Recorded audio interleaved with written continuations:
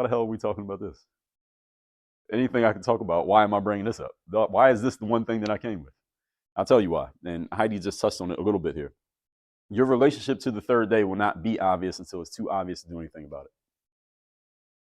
The third day is about the incremental, small, you can't even measure them, changes that happen every single day when you show up and give the effort versus the days that you don't.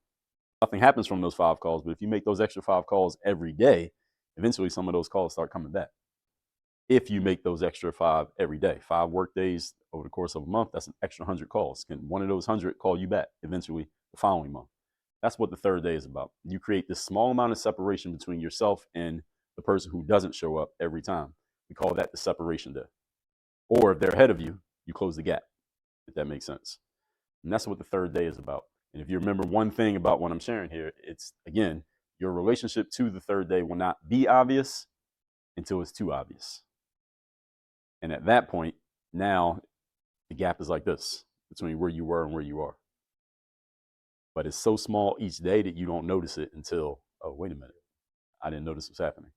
Is that making sense what I'm sharing here? Yes. Okay.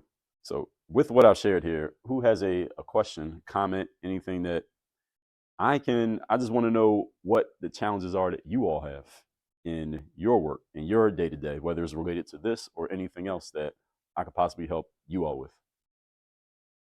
Well, for third day, I feel like it's an industry where I feel like everything's on a third day all the time.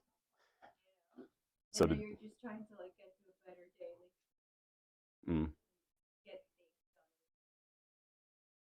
Everybody's like, oh, tomorrow. So these are. They cancel your lunch. Like, oh,